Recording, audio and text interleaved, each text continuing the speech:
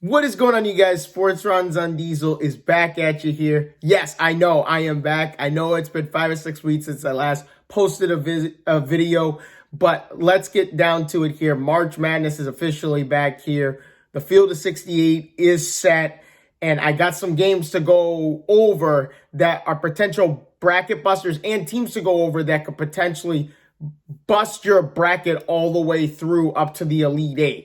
So let's get down to it here. Obviously, we know Duke and Kentucky, of course. Duke and Kentucky are not in the field of 68 this year. This is the first time since 1976 this has happened.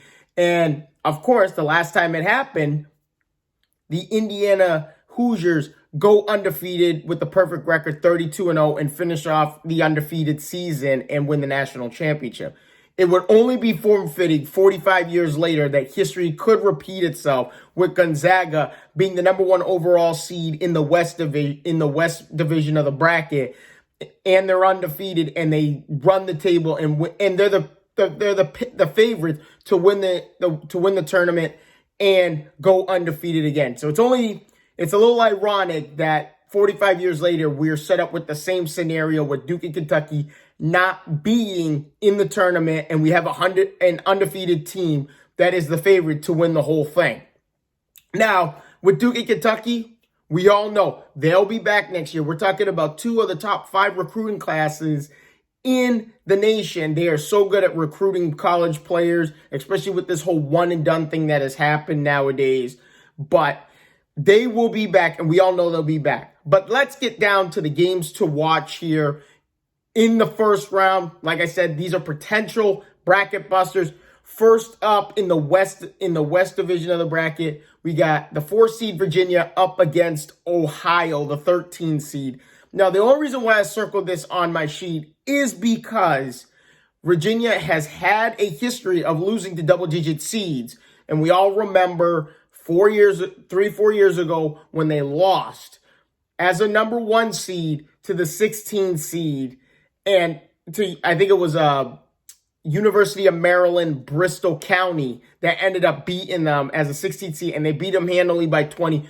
There is the history of Virginia. Virginia this year is defensively, they're still a great defensive team. There's no doubt about that. But they are not the defensive team that their predecessors from before have left them. So this team is still good. They're still got a great defense. They only give up 60 points a game. Their opponents only average about 60 points a game, which is like top 15 in the nation in terms of opponents' points per game. But don't sleep on Ohio here. Ohio's got a guy by the name of Jason Preston. Remember that name. This guy is averaging 16 points a game, 7 assists, 7 rebounds a game. This guy is a triple-double threat, and if he gets his teammates going in this ball game, Ohio could potentially produce the upset.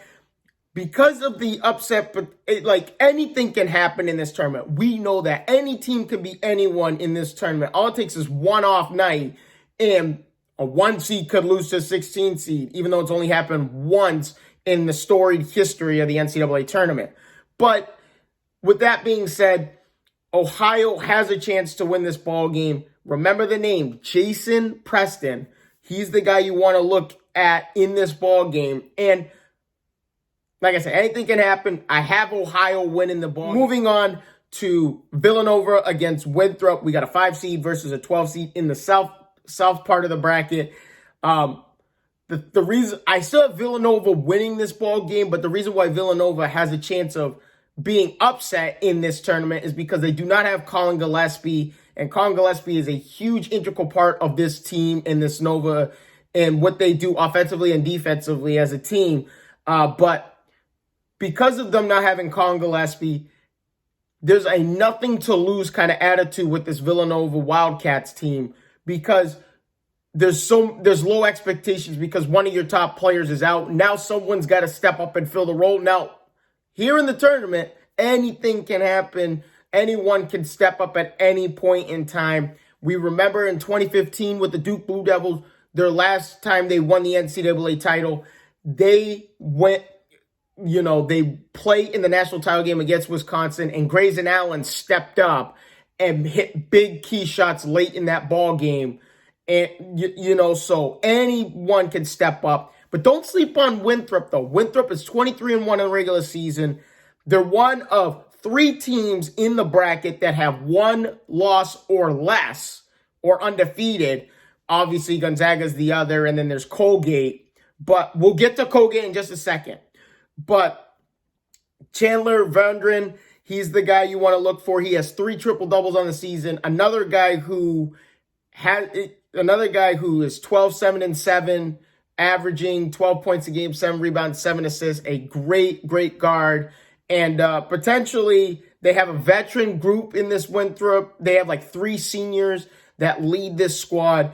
And they're one of the top rebounding teams in the country. And if Villanova's got an issue, not having Colin Gillespie, you're losing about 4 to 6 rebounds, maybe 7 rebounds a game with not having Colin Gillespie in the game. So now you're talking about, you're going up against one of the top rebounding teams in the nation. This is where I think Winthrop can have a chance at affecting the ball game and affecting extra possessions, which is huge. And that's why I still think Villanova is going to win. I picked Villanova, but don't be shocked if Winthrop wins this ball game because of the rebounding and the extra possessions they can get due to their rebounding ability.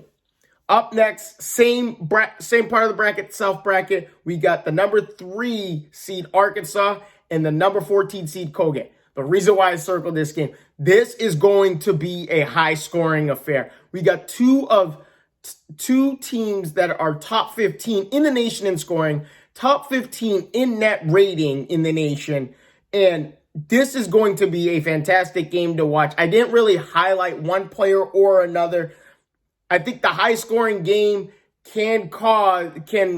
whatever team plays defense first is going to win this ball game. Let's be honest here. I know Colgate only gives up 68 points a game, but remember, Colgate has only played 14 games in the regular season. They're one of the 2 one-loss teams in this bracket, and they're 13-1. They've only played 14 games, so the lack of experience in the regular season could cause them to lose this game. But the first team to play defense is going to win this game. I have Arkansas winning this ball game. That's who I have picked in this ball game. But don't be shocked if Colgate wins because both of these teams know how to put the ball in the net. Over to the Midwest region, we're going with San Diego State against Syracuse. Now, everyone knows what you get when you play against Syracuse. Syracuse has got one of the best zone defenses in the country behind Jim Boeheim. Don't forget that they have Buddy Boeheim, Jim's son, obviously. He averages 17 points a game for this team. This is a streaky shooting team. Syracuse is a streaky shooting team, which makes them extremely dangerous because if they start catching fire, and Buddy Boeheim's known to catch fire, he's a sniper from distance, can hit some big-time shots. Do not sleep on Syracuse. This is a team that could make the Sweet 16. Easily can make the Sweet 16. They can upset San Diego State, and they can upset West Virginia or Morehead State, whoever comes out of that game that is in the bracket right underneath them. Don't sleep on Syracuse. And by the way, the last 4 seasons, an 11th seed has made the Sweet 16. One 11th seed has made the Sweet 16 in each of the last four NCAA tournaments. So do not sleep on Syracuse. Obviously, the other team to look at is Michigan State, but we'll get to them in just a second. So I have Syracuse with the upset here, but don't sleep on San Diego State. I mean, the majority of the country's picked San Diego State because they're on an 11-game winning streak coming into the tournament here. And Matt Mitchell, who was their star player, 15 points, 5 rebounds a game. This is a kid who was produced time and time again in the big moment. And but like I said, these teams that are double-digit seeds, everyone's got nothing to lose here. The only team that's got something to lose is Gonzaga because they're undefeated. They need to complete the undefeated season. And there's a lot of high expectations for them to win it. They're the clear-cut favorite. I think over 40% of the country has picked Gonzaga to win the tournament. almost 40%. It's like high 30s, low 40s, whatever the number is. But we're moving on to the East bracket. UConn against Maryland. The reason why I circled this one is UConn is a potential Elite Eight sleeper. Do not sleep on UConn here. Even though I have Maryland in the upset, winning this game in the upset, they've beaten Illinois. They've beaten some of the big name teams in the Big Ten. So that's why I have Maryland winning this ball game. UConn, on the other hand, you don't leave out James Bull Knight, who averages 19.6 rebounds a game. But like I said, UConn is a sleeper. Do not sleep on this team. This team could go deep into the tournament. Sweet 16, Elite 8. Moving on. Now we're going to go to the teams to watch for that I did not pick out in the games to watch. Teams to watch for, Michigan State is the big one. This is a team that could go to the Final Four. Like, this team is peaking at the right time, and that's what you want. And I won't be shocked if good old Sparty gets to the Final Four. I won't be shocked by it. I have them going to the Sweet 16, eventually losing to Alabama in that East bracket. But they have to win tonight against UCLA in the first 4 game. So I think it's like 8 o'clock is their game time. But don't sleep on Sparty here. They're the reasons why it makes this tournament so fun. You can never sleep on Michigan State and Tom Izzo in that team.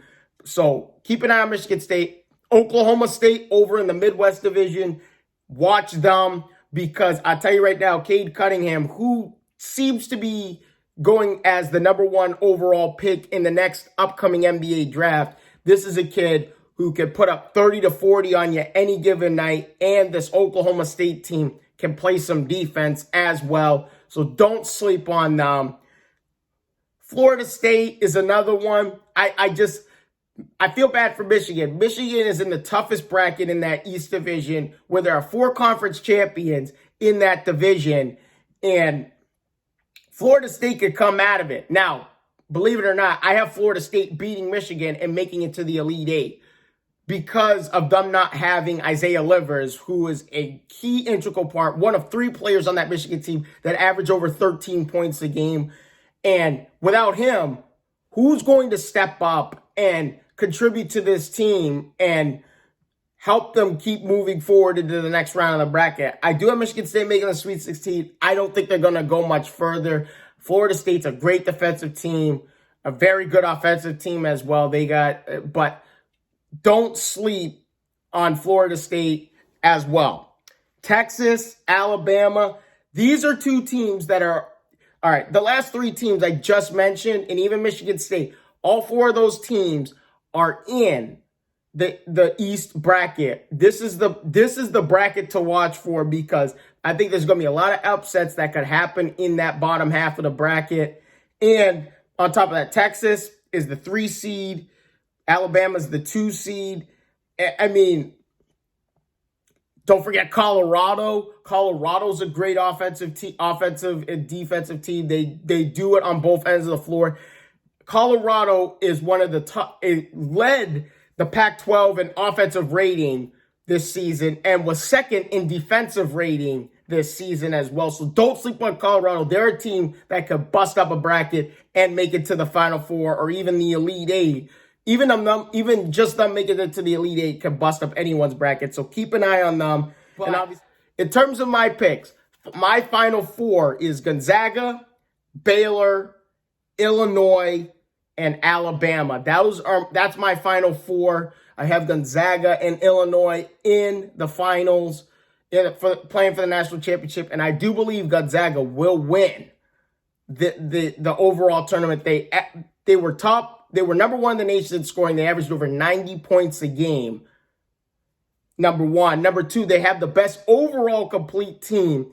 That point guard, Suggs, is just unreal. They got Timmy. They got great shooters on that team. They got good big men, good size, good rebounding. They are the most complete overall team in this bracket, in this tournament, and that's why I picked Gonzaga to win it. But let me know in the comment section Let me know in the comment section down below who you guys have picked for the NCAA tournament.